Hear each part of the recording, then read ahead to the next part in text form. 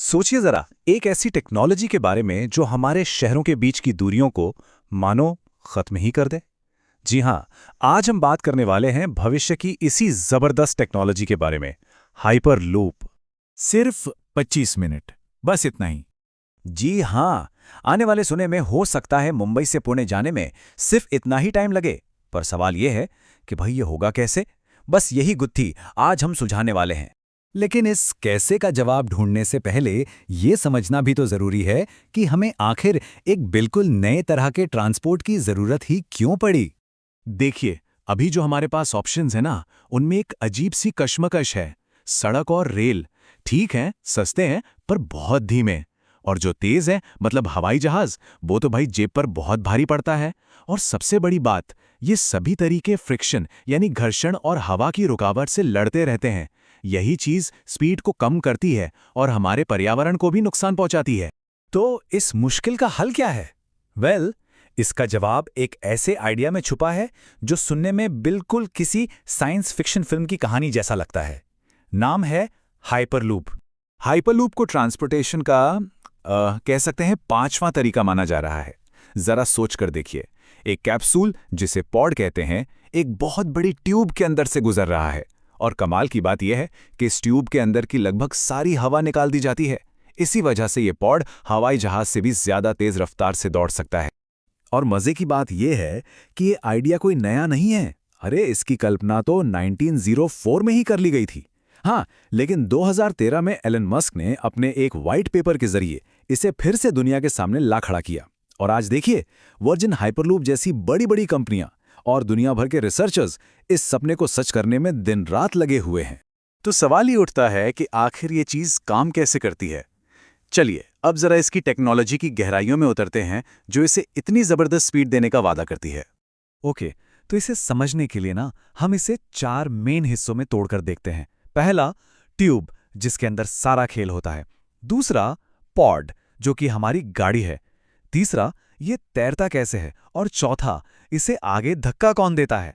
तो सारी कहानी शुरू होती है इस ट्यूब से।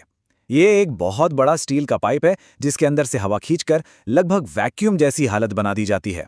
अब देखिए, जब हवा ही नहीं होगी तो हवा की रुकावट यानी एयर फ्रिक्शन भी लगभग खत्म।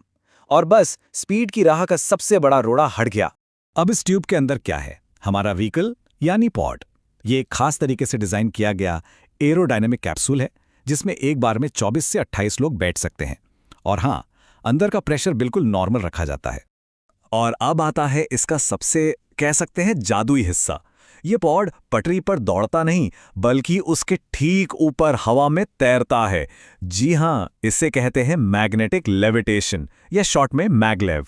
इसे ऐसे समझिए, जैसे एयर हॉकी टेबल पर वो पक होता है ना, जो हवा के एक कुशन पर बिना किसी रुकावट के फिसलता चला जाता है, बिल्कुल वैसे ही।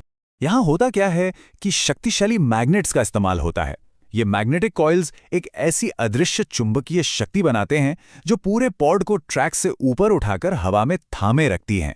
नतीजा, ट्रैक से कोई कांटेक्ट नहीं, मतलब घर्षण या फ्रिक्शन बिल्कुल जीरो। ठीक है, तो पॉड अब हवा में तैर तो रहा है, पर इसे आगे कौन बढ़ाएगा? यहां पर काम आती है लीनियर इलेक्ट्रिक मोटर। अब ये क्या बला है? आसान भाषा में समझिए कि ट्यूब के रास्ते में थोड़ी थोड़ी दूरी पर मैग्नेट्स लगे होते हैं। ये मैग्नेट्स एक एक करके ऑन होते हैं और पॉड को आगे की तरफ फुर्र से धक्का देते चले जाते हैं। कुछ कुछ वैसा ही जैसे कोई सर्फर समंदर के लहरों पर सवारी करता है। यही है वो सिंपल लेकिन जबरदस्त टेक्नोलॉजी।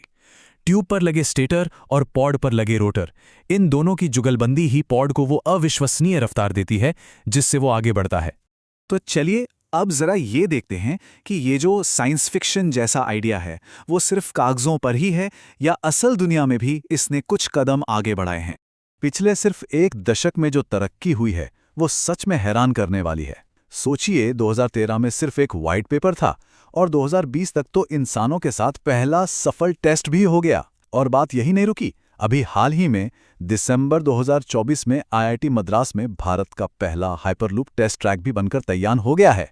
ये एक बहुत बहुत बड़ा कदम है। एक तरफ वर्जिन हाइपरलूप जैसी बड़ी कंपनी का भविष्य की झलक देता हुआ चमचमाता हुआ प्रोटोटाइप है, तो वहीं दूसरी तरफ भारत में आईआईटी के स्टूडेंट्स की मेहनत और लगन से बनाया गया प्रोटोटाइप।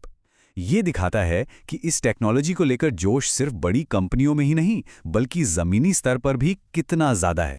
और आपको पता है, इस भारतीय प्रोटोटाइप के पीछे आईआईटी मद्रास के 76 यंग स्टूडेंट्स का दिमाग और उनकी कड़ी मेहनत है। उनकी टीम का नाम है आविष्कार हाइपरलूप, और ये लोग भारत में इस भविष्य की टेक्नोलॉजी को हकीकत बनाने में जुटे हुए हैं। तो ठीक है, टेक्नोलॉजी तो शानदार है, पर अब आते हैं मुद्दे की बात पर। हाइपरलूप के जो बड़े बड़े वादे हैं और इसके रास्ते में जो असली मुश्किलें खड़ी हैं, उनके बीच का सच क्या है? देखिए, हर नई टेक्नोलॉजी की तरह इसके भी दो पहलू हैं। एक तरफ फायदे ही फायदे हैं, सफ़र का समय बचेगा, एनर्जी बचेगी, मौसम का कोई असर नहीं, कोई ट्रैफिक जैम नहीं। लेकिन दूसरी तरफ मुश्किलें भी छोटी नहीं हैं। इसे बनाने का खर्च बहुत ज़्यादा है, तेज़ रफ्तार में तीखे मोड़ लेना एक बहुत बड़ी चुनौती है, और सेफ्टी को लेकर भी कई सवाल हैं जिनके जवाब अभी ढूंढने बाकी हैं। तो अब जब टेक्नोलॉजी टेस्ट में तो पास हो रही है, तो सवाल है कि हाइपरलूप का अगला स्टेशन कौन सा है, और खासतौर पर भारत के लिए इसके क्या मायने हैं?